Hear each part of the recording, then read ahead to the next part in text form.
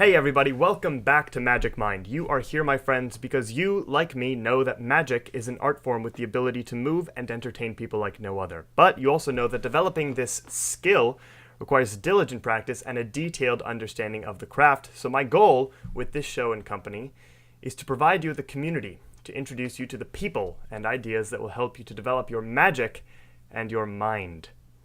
With me today, Miss Terri Levine. Miss Terri Levine has a PhD in organizational behavior. She's a master consultant, certified guerrilla marketing trainer and coach, author of 12 books and counting. She has countless media appearances, but I think Terri would agree that none of that matters.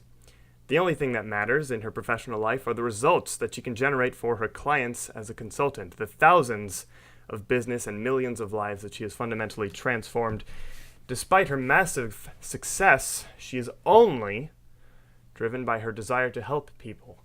So much so that she has developed a movement. She is the chief Heart-repreneur in a movement of Heart-repreneurs, people doing business heart to heart. A lady that I am proud to call a friend, Miss Terri Levine. Thank you for joining me on the show.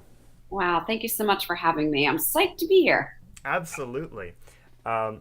Terri, would you tell us about your life story, beginning to end, conception to death? Yeah. I grew up in Yonkers, New York, quite poor, and the truth is, I didn't know I was poor. I just didn't know anybody had anything, and it was really just fine. And then later, my family moved to Westfield, New Jersey, which was a major contrast. My father got promoted, and all of a sudden, I was like upper middle class. And it was a good experience because it allowed me to notice how people grow up and how they change in different environments. I went on, got married to a man I love and adore that I've been married to for 39 years, literally my best friend on the planet. Started a business as a speech language pathologist originally. That was my first degree.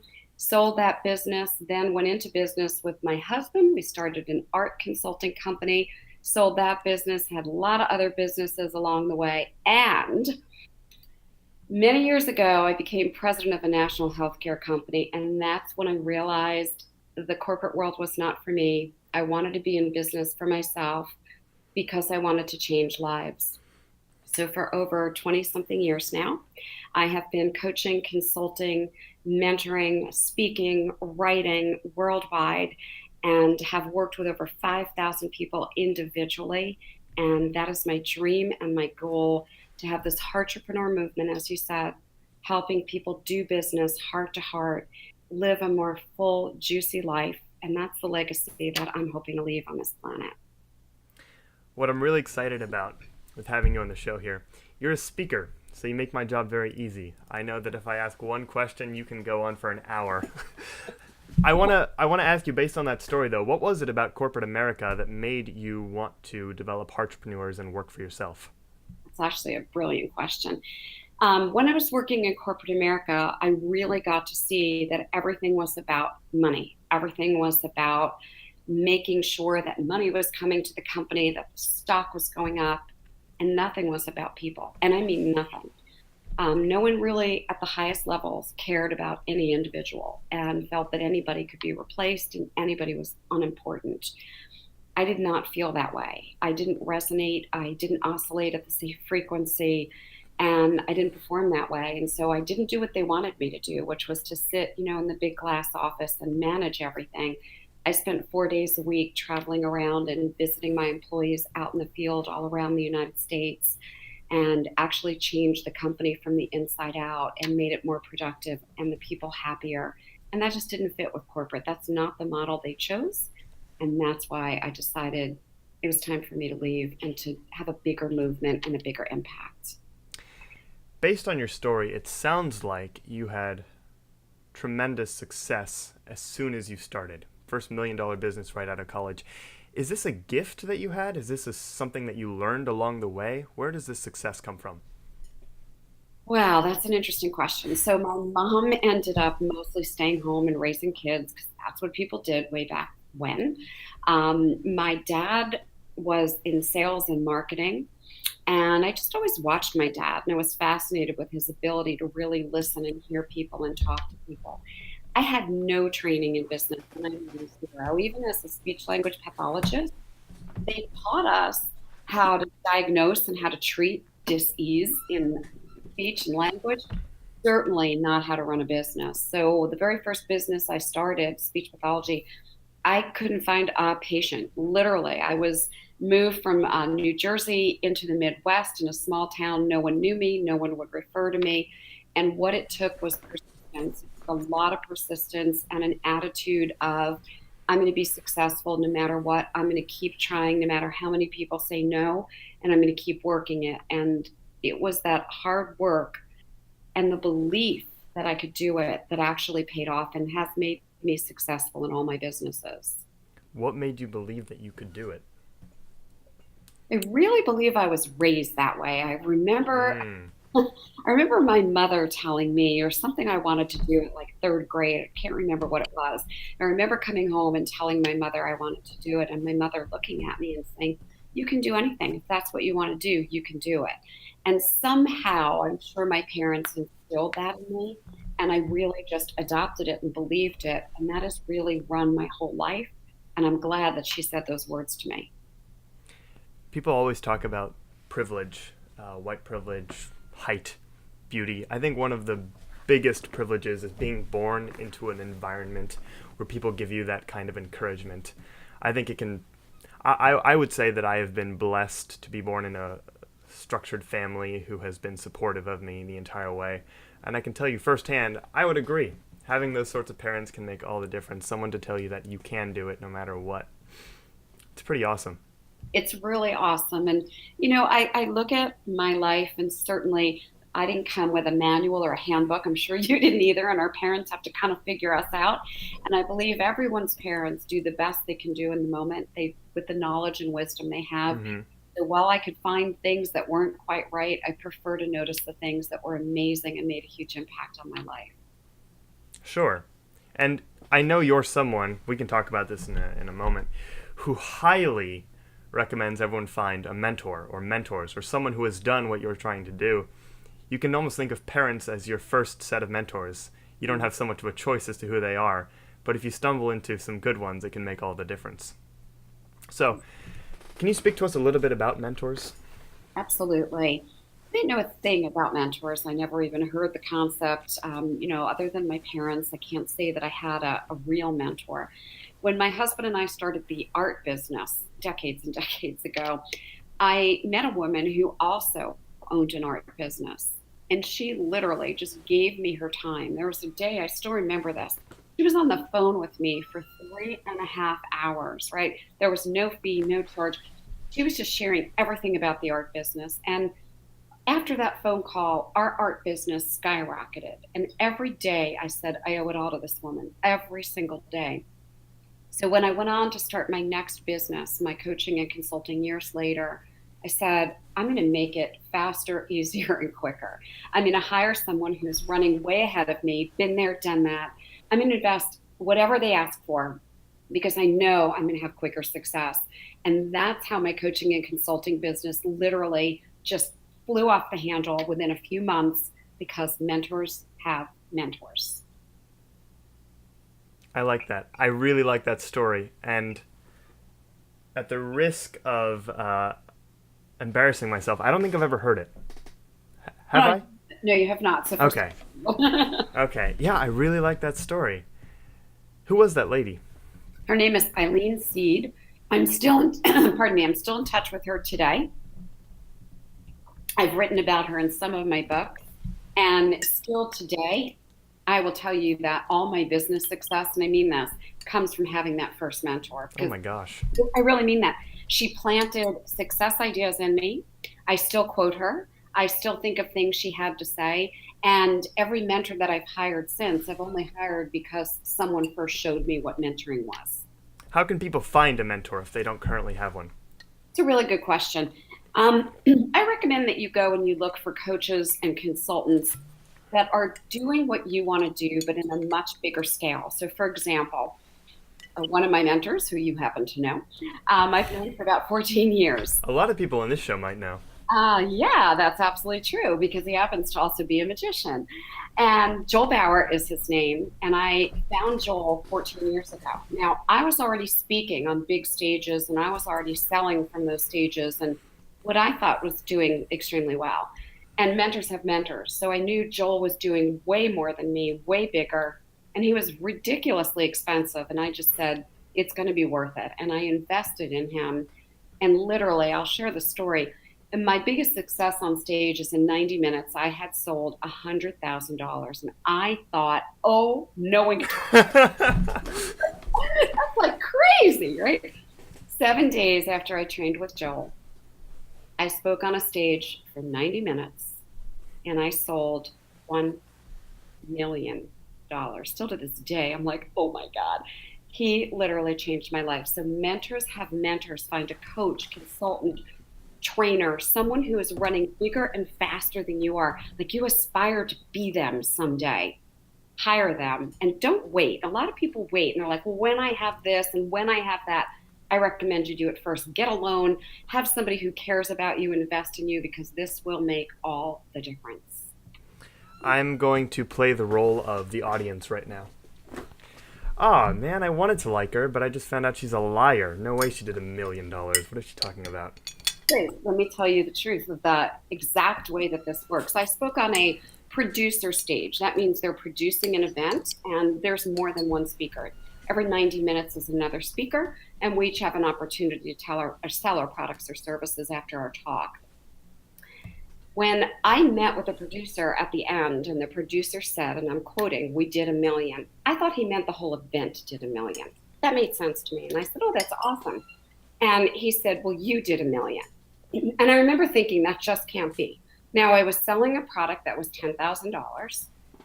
And I looked at him and thought, that can't be. Well, here's how it works. The producer takes 50%. So take that million and know the producer instantly gets 500,000. So I was going to keep 500. It's an event where there's speaker after speaker after speaker. And so a lot of times they hear another speaker and they go back and they cancel their orders. Like, oh, I'd rather have that person. Mm-hmm. So at the end of the day, we had kept around $800,000. So I actually made only 400,000. And yeah, it is true. And I'm going to go a little further. Just a few weeks ago at an event you were at, I had only my private clients come into a lunch with me, 15 private clients. And I made an offering that was $40,000 per person. And it was the highest level offering I have ever offered in my career.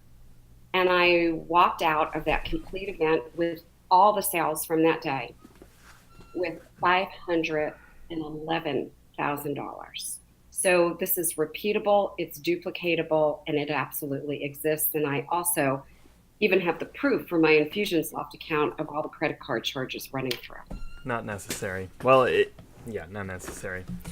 Magicians make a smidgen of a smidgen of a fraction of a smidgen of a smidgen of a smidgen because it's performance art.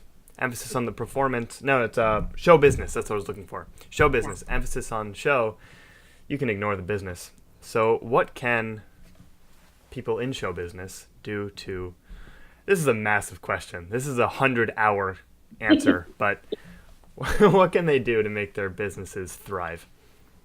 So I'm going to answer this in two different ways. One, I have personally worked with about 200 different people in show business, several actually pretty big name magicians. And I have gotten to meet through Joel Bauer in these 14 years I've been on the journey with him, I don't know, probably another 200 magicians who learned how to actually take their magic and create a business with their magic. So I'm going to give the audience a little example. I'm not a magician. I'm the furthest thing from a magician, right? And Joel Bauer's my mentor. And at an event that Christoph was coming to, Joel said, you need to do this blah, blah, blah magic because Ding Dong Me named the event Marketing Magic. And Joel's like, well, you have to do magic. And the truth is, with your help, I was able to perform in front of my audience 3 different magic tricks. 2 were just real simple and easy. And the third one really took me 50 hours of nonstop practice. Now, what does that have to do with magicians creating a business? Well, what I did that was magic that day with my 15 people that translated into $511,000 showed me that I could do magic at every one of my events and have more sales because the magic actually helped with my close, with my sale. So I just wonder, could magicians help speakers, trainers, authors, consultants, other people? Could they turn it into a business? Yes. That's pretty awesome. There's like 200 people who are going to hear this and then do what I'm about to do. I have a 30-day head start on them or so, but you've given away a lot of good stuff there. Yeah, and you have two extra secret weapons that they don't have. You have me and you have Joel Bauer. And I really mean that because the reason, and I really mean this, I have a photo with Christoph, and I said I should have had him sign the photo because you're going to be super famous. Oh my gosh, Terri. I'm talking truth. And let me tell you what you have that others don't have, and I really mean this. You're looking at the business side of magic. You're looking at taking it to a different level, and just what I said earlier, you invested and made sure that you had mentors around you. And when you do that, it makes all the difference. And I can give someone the exact same idea, and I'll tell you, 90 days from now, most people will still be spinning their wheels. They won't have figured it out because you have a really huge edge on them. It's not just the 30 days. You have a huge knowledge edge on them. It's easy for me to say, oh, go create a business. To actually know how to create the business and have the inside secrets and to have had a weekend with Joel and a day of training with me and all of that, they don't have that. It's not the same game. Wow. Thank you, Terri. Welcome. I feel I should be transparent. I have not invested in you with money. I don't have it. One day I will, and I will. But when you say invest, I think you mean time, because that's all I had to offer at the time. Terri and I met at an event called TEDx Wilmington. We were both speakers there, actually. And I was lucky enough to have Terri reach out to me afterwards and say, I'm doing this event, Marketing Magic. Can you hop on a Zoom call with me and help me out with this magic trick? I can pay you. And basically I said, don't worry, I'll drive up to your house, 3.5 hours both ways, and pay me for gas. That was it. I didn't even know who you were, Terri, at the time. I would have done that for anybody. I know that about you. And let me just say, invest, and it's really important. It does not always mean money. It really doesn't. When I first started, I didn't have any money, no money. So I bartered with people and I just gave and I helped people. And that's what it's about. It's not about, oh my gosh, now you invested time too and money to go out to LA to be with Joel Bauer for a weekend. Yeah. That was a lot of time. That was money. That was commitment. It didn't matter if you paid Joel, didn't pay Joel. You invested in yourself. That weekend was awesome. It was so cool. Wasn't it? Yeah, it was really awesome. And because everyone watching this is a magician, or virtually everyone, I'm going to say trade shows. I haven't done it yet, but I'm looking into it. Terri, I have to talk to you a little bit about that very soon. Oh my God, what Joel has done with trade shows, what he's trained people to do with trade shows, it's unbelievable. Most people don't even know who Joel Bauer is in the magic community because he made his name and then stepped away. So, he won. He won and then backed off. So now the new people, my age, no one knows who he is. It's people who are ahead of us. Anyway, Terri, what should we talk about now? I just think we should talk about one other thing. We talk about magicians because I have worked with quite a few of them, and some that are fairly famous. One that's got a show right now in Vegas, one that has a show in New York, and one that is kind of a big name and does cruise ships on occasion. All three of them didn't really have a product to sell. I really want magicians to think about this. They were getting booked for their magic and they were making a pretty small amount of money, and they were very talented people. My friend who has the show in Vegas, he's extremely talented. He does a mentalist act that, he blows me away. Like literally, I think he's freaking amazing. And he wasn't getting paid very much for that act. And I said, you need to have a product to sell. And he said, I don't have a product. And I said, well, part of your act is this whole really cool hypnotism thing that you do. What if you created some hypnotism products that people could take home with them? One for sleeping better, one for stopping smoking. So we came up with six. Really easy, effortless to create products nowadays and have them made for almost no money. So at the end of his show, he just started selling these products and he talked about them just a tiny little bit. He didn't really pitch them a lot during the show. And the first time he's like, I made an extra $300. It's not a huge deal, right? Then he got better at weaving it in and learning how to what we call close, which is to get people excited and enticed and follow me to the back of the room, stuff that you've learned. And at the next, maybe it was a month later, at the next big show that he had, he's like, I sold $3,000 of these. Wow. Right? So I just want everyone who's a magician to start thinking a little bit outside the box. It's not just getting paid for the show. It's how else can I use my magic in transformational ways, in ways that help society, help the planet. Look, if I wanted to stop smoking or lose weight or whatever, and I just saw this show where there was this hypnotism that was like amazing, I want to take a piece of that home. I want to remember that show. I want to have that show. So think of things that you can do to make your shows extra special and let people take something home, a product, a memory. And coming from a Heart-repreneur philosophy, Heart-repreneurs pass it forward and we serve, we do business heart to heart. So how can I connect with their hearts after the show? How can they remember my name? And how could I have made a real difference to each and every audience member? That's what I want you to keep in mind. How can you make a difference for each and every audience member? A magician asking a non-magician for advice. This is so fun. It's kind of cool. That's my question. So here's what I'm going to say.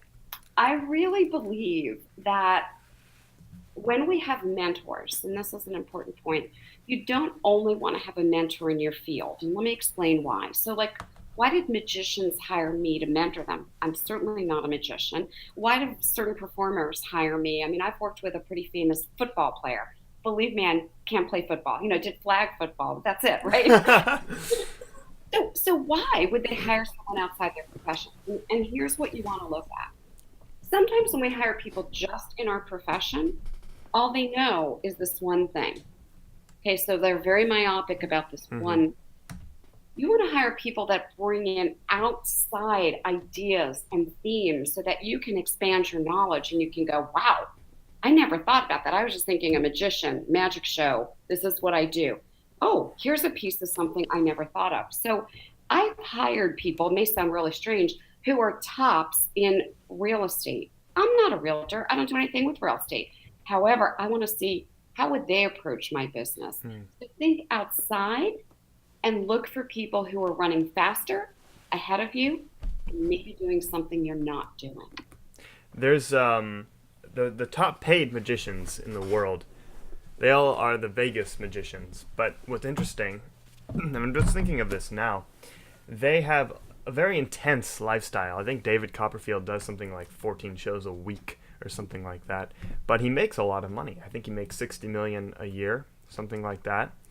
So I think at some point it's a decision as to what kind of lifestyle you want to live as well. Look ahead 20 years in the future. Do you want to be David Copperfield working 14 shows a week, $60 million? Or, I don't know, what's the alternative to that? Helping speakers, trainers, coaches with what they do? It's probably that creative thing, because that idea that you have of helping speakers, authors, trainers, I've never heard that before. And that's probably getting your take from another industry on another industry. Exactly what it is. And I'll just say something about lifestyle. So when I was working in corporate America, I spent 5 years there as president of this company. I traveled 4 days a week. I rarely slept in my own bed. I would get up at 5 in the morning. I sometimes wouldn't get to bed till maybe 1 or 2 in the morning. It was a really difficult lifestyle. It was a lot of stress. I actually lost most of my hair from stress. You can see I've got a pretty full head of hair. But whoa! Literally, I would touch my hair and like it would just come out. Oh my God! I didn't even know that was possible. It was horrible. It was just horrible. I had such a non-healthy lifestyle, and When I decided to leave corporate America, I realized that I had created my life a bit backwards. I created my life about, okay, how do I make money and live a life versus how do I create a delicious, juicy, phenomenal life with a lifestyle I really want and then weave my business into it. So in my coaching and consulting business, for example, as you know, I live in Mexico 3 to 4 months Mm-hmm. a year.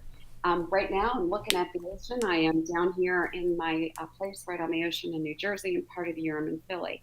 I travel and speak all over the world, and I only work 3 days a week. I have certain hours that I absolutely will not work because I have other things that I choose to do in life. So I really ask you to look at your lifestyle and then create your business, not go create a business and figure out a lifestyle. I want to just mention one other thing since you brought up Copperfield. I used to go to Caesar's Palace a lot, and I would observe David Copperfield at the pool. And I've never seen anyone so stressed out, I don't think, in my whole life. He couldn't rest, he couldn't relax. He was constantly like, and he wasn't very nice to people. And I think it had to do with a lot of stress. And I really watched him and I thought, he's an amazing magician. I mean, I take my hat off to him and props and kudos. Yet, really, I wouldn't want to live that life for that lifestyle. So I think it's important that we choose our life, our lifestyle, and we come from a loving, kind, gentle place for ourselves. And how do we impact other people long term? Hmm. Joel talks about David Copperfield a little bit. Apparently, they're friends, and David Copperfield was considering adding a show every week or something like that. And at the risk of getting any detail in this story wrong, I believe David said he wanted to do it because he didn't feel alive unless he was performing Yeah. on stage. Unless he was pretending to be a person with superpowers, he didn't feel alive. And really think about that because what you just said is really important. Really think about that. While you're going to be on stage and you're going to get juice from that, I get that. I was an actress when I was young, and No way. yeah, I was an off Broadway actress, and I did regional theater. I even did stuff with Jane Fonda. Like, there's stuff you don't know. Oh my god. um, I got juice from that. You have to learn how, I believe, how to get juice from your life, not just when we're on stage and we're entertaining and we're like this different person. And, when you walk off stage, you don't want what happens on stage to be how you live your life. You want to live your life, enjoying your life, and then being on stage is another component of your life. I find that statement about Copperfield when Joel shared that actually to be very sad. And I felt that when I've seen him. I watched him and I observed him and I just felt his energy of a very sad person. So I really want for everyone to come from a place of enjoying your life and then being on stage and adding more value to your life and to others. You have lived 20 lives. I can't believe it. I feel the same way. It's like I talk about things and yeah, that had to be another life. Yeah, I was a childhood actress. I did TV commercials and off Broadway stuff, and eventually I decided that for me, I really wanted to have a different lifestyle. And so I made a decision to have a different lifestyle. And I'm a speaker all around the world with huge stages, as many as 8,000. I've gotten to be on stage, I've done television shows regularly, and I'm still like, quote, performing, if you know what I mean. Yeah. Um, and yet I'm not an actress. And here's a big distinction for me. When I was an actress, I was a pretender. I get to be a speaker, and I'm a realer. I enjoy being real more than I enjoy acting. And that's for me. When did you act? So I started acting at age 5. And that's only because I had an in. My uncle was a director and a producer, and he got me a little bit part on a Dunkin' Donuts commercial and then a Jello commercial. So I did those, and they were one take, which apparently wasn't quite that normal. So they're like, "Oh my gosh, she has talent." So then I went on and I got another part that he got me in an off-Broadway show. Then I went on to regional theater. I did that all the way up until I was 16 years of age. And that's when I got to have experiences with some very famous people, including Jane Fonda. Got directed by some famous directors. Loved it, just totally loved it. And then I realized I didn't want the lifestyle. I watched their lifestyles and I knew I wanted something different for my life. I'm recognizing now that I have no idea most of the things in your life. It's crazy. Every time I talk to you, I uncover something massive about what you've done. MMA fighter, I didn't know that until I read your bio like 30 minutes ago. MMA fighter, race car driver, that I knew. Yeah. I didn't know you had property on the beach until 2 weeks ago on your Facebook account. I swear to God, every time I see you, it's like, what?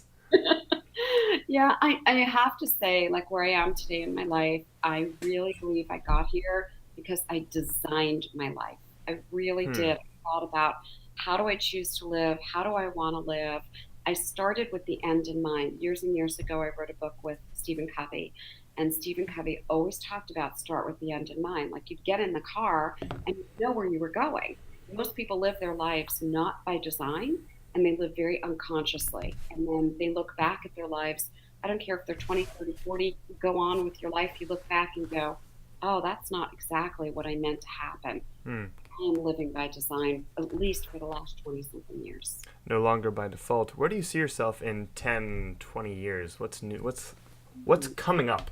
Good question. So I'll continue to write books. I love to write. I will continue to speak on stages because for me, I know that's the biggest impact I can make.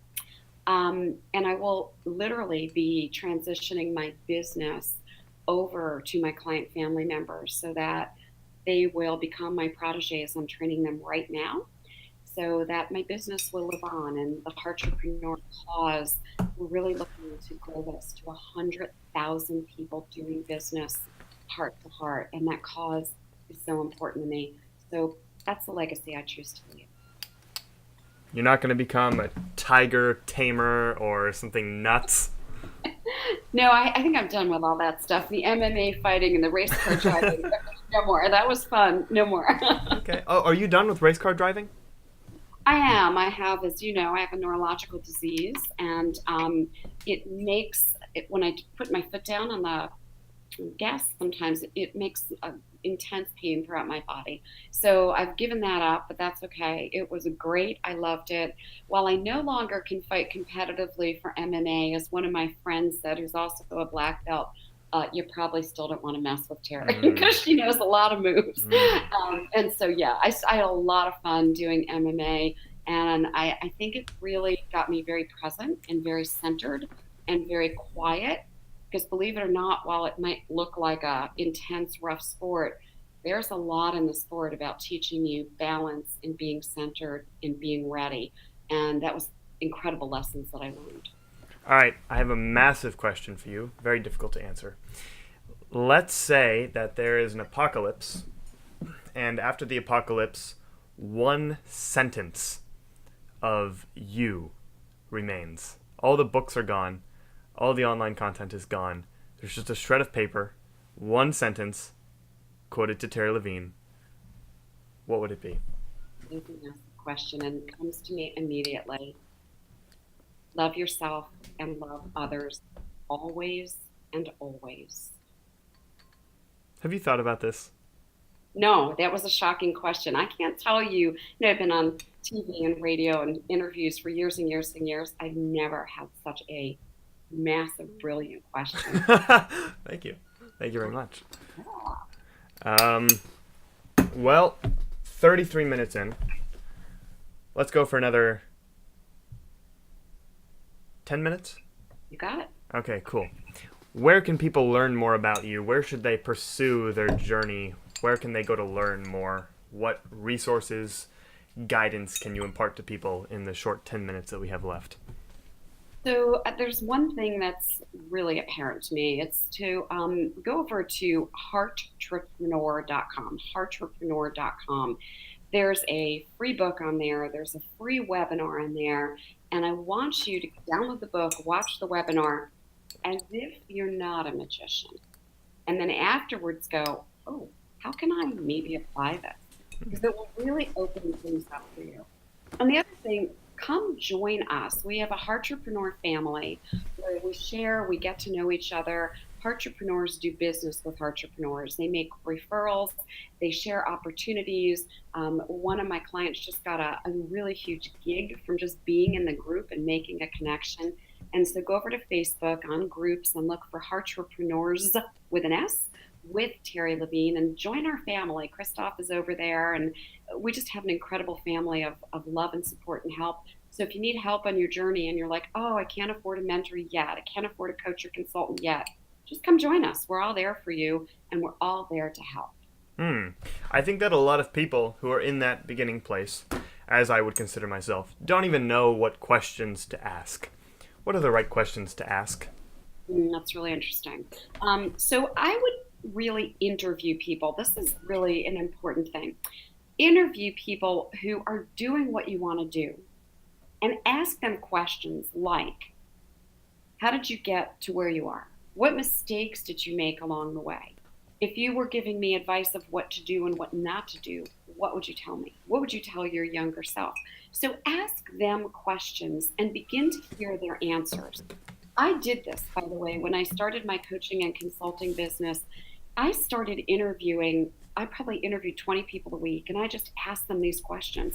And then I started interviewing very famous people, like from Chicken Soup for the Soul, Mark Victor Hansen, who later became a friend, Jack Canfield, who's a friend and endorsed one of my books, and Mark, who's endorsed me. I just went and asked famous people, and people said to me, Terri, they're not going to do an interview with you. You know what? They do interviews, okay? So when I interviewed famous people, I was really trying to find out what are their secrets. And when I learned from each and every one of them, I just took pieces.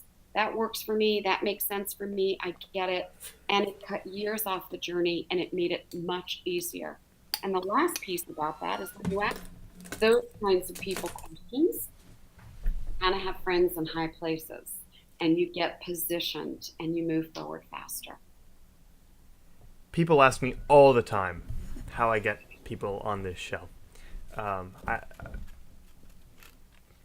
Sean Farquhar, he's the world champion of magic at the time. He's been on Ellen, big guy. Jason Latimer, another world champion of magic, plenty of TV shows. Just ask. I add them on Facebook. I message them on Facebook. It's so simple. And this is going to sound really weird, but Terri, with what you've done for me, in the way that you've positioned me, you being a mentor, introducing me to Joel, I kind of feel like right now, Neo at the end of The Matrix.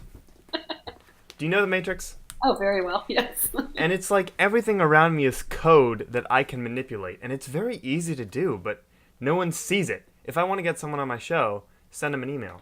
If I want to write a book, just write a book. If I want to get on television, just ask. Like, it's all code that I can manipulate, and for some reason, most people have their eyes closed to it. What do you think? I agree with you. So I started in this profession, 20-something years ago. Nobody knew me. I came out of healthcare. And within a week, I was on television. Within a week, I had an article in, I can't remember, it was Forbes or Fortune. And people were like, how did you do that? I called TV shows. I pitched. I sent articles to magazines and suggested they print them. That's all I did. The internet wasn't as big as it is. Facebook wasn't even around, right? So I just picked up the phone. I constantly reached out. And, all of a sudden, I was on every major show you can think of on ABC, NBC, CBS, MSNBC, CNBC, literally around the world. And all of a sudden, I became this known entity and name. And so I went from charging very little when I first started to raising my prices 10 times that in 30 days. In 30 days. So it is code. It's simple. And I really do believe it's in front of us. You've got to open your eyes, and you can't be afraid. What's the worst thing that could happen? I could go pitch Ellen, and they could be like, no way. So what? What do I care? No's or yeses that let you know to move to the next person. Go ask. You will get a lot of yeses. Why do you think so many people don't see the code? I think they're not looking. I really think they're not looking. I think we're kind of trained to move around like this, and we're just looking right here. And then I'm going to add to that. We have a lot of distractions in our lives right now. We've got texts, and we've got email, and we've got social media, and we've got a million marketing messages, and even just walking through the airport, people aren't looking at people anymore. We're all looking at our phones. Mm-hmm. Stop all that. Stop the distractions and start looking around, taking a bigger picture. What else is there? What else is accessible to me? The universe has a lot to offer if you start asking questions and opening your eyes. Stop looking down, look up, take it all. So I'm going back to play the role of viewer. I have nothing extraordinary about me. Why would I ever consider writing a book, contacting media? Why would I do any of that? I don't have. Question. Yes, you do have something extraordinary about you. Every single person has it. No human being is the same. We all have different life experiences, different talents, and different skills. So the first thing is we all have a book in us. I'm now on book 37. Oh Okay. my God. You got to update the website. I think it says 12. I have to update the website. It says 12. And I have 4 more I'm under contract for. Now, you don't have to write that amount of books. I encourage you to write one book. I don't care if it's really short. You have a story. You have a unique ability. You don't have to be a great writer. Just write your story. Let people know what's your background, what's your beliefs, what's cool about you. Something is cool about you. The second thing is look at what's in the news and how could you tie into things. So I'm going to give you a very easy example. There was an article recently that I just saw in my local paper, and it was about this kid who was being bullied at school, right? That happens a lot. And I said, well, that's a human interest story. Newspapers love that. Now, I have nothing to do with bullying. I work with businesses to create 6- and 7-figure businesses. So I thought, if I could tie into bullying, I know that's a hot topic. So I literally contacted the press and said, I think bullying not only goes in schools, I think companies bully companies. I would love to come on your show and talk about bullying in companies. And by the way, at the time, I didn't even know what I was talking about. I got something, I'm not sure. Well, one of the stations I contacted said, that's really interesting. We're going to have you on. Now, then I sat down and I thought, well, how can I tie what I know into that? So I'm talking to you, the viewer.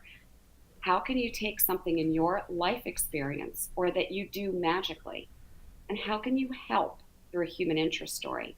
That's what gets you on TV. That's what gets you in the newspaper. And it doesn't matter that you're not yet, quote, famous. This is how all famous people became famous. You reach out, you make an offer, you ask, and look to tie into something that's happening in the news today. You Google local television stations, I suppose, and then you email them, call them? Great question. So I do 2 things. I always send an email to the right person and the right contact. So if it's in the Today Show, which segment would I tie into? And I email. And then I also call, and you'll typically get a voicemail, and I leave a pitch. It's really short. It's 30 seconds, which most people don't do, which is why they don't get on. And it's very specific. And by the way, my end line is usually something like this. Believe me, during this segment, no one will change the channel. That's an important line because we want people to stay. And I use it every single time. And it's why they call me versus someone else. They go, so why is your segment going to be so amazing? And then you have to have an answer for that. Mm-hmm. We're getting to the end. I have 2 more questions for you. What not to do? Really good question. And this doesn't sound weird, but don't do what everybody else is doing. I really mean that. So look around and see, well, everybody's doing X, Y, Z. And you'll probably think, so I should do X, Y, Z. No, it doesn't mean that at all. It doesn't mean that because they're doing that, it makes them successful. So I'll give you an example. When I first started in my coaching and consulting, there was a guy who was running ads in this magazine. And don't forget, it really wasn't big internet days and social media. And every single week he had this ad. So my first thought was, well, if he pays for it every week, it's got to be working. I should probably have a similar ad. Instead of just advertising, called the guy up. And I said, hey, I'm just curious, like, how does that ad work for you? He's like, oh, I made a huge mistake. I signed a 1-year contract. I wish I never did. I get nothing. Nothing. Wow. So I started to say, Terri, don't do what everybody else does. Look at other industries, look at other people, be yourself and do your own thing. I'm very controversial in my industry. I take a stand for things that I'm for and stand for things I'm against. I don't just go with the flow and, well, everybody's doing this, I'll do it. So I want you to stand for who you are, what you believe in, what you don't believe in, and don't do what everybody else is doing or you'll become a cookie cutter. Be different, be you, be unique. What would you tell your younger self? Hmm. I would tell my younger self to take bigger risks. I took some risks, but if I really had more confidence, I never would have taken those gigs in corporate America. Yuck. For me, it didn't fit, and I didn't go in and jump right into bigger and bigger and bigger businesses because all of a sudden I thought there was a ceiling, and I thought, oh well, I've done it all, so I'll go take a job in corporate America. I say to my younger self, just keep going. Take one risk after the next. Just keep going. And if it doesn't work out, take another one. Who cares? Terri Levine, thank you for joining me today. This has been absolutely awesome. Up until now, we've virtually had only magicians. This is a really, really nice change of pace. Thank you for being here. I'm honored. Thank you so much for having me. Bye-bye. Bye.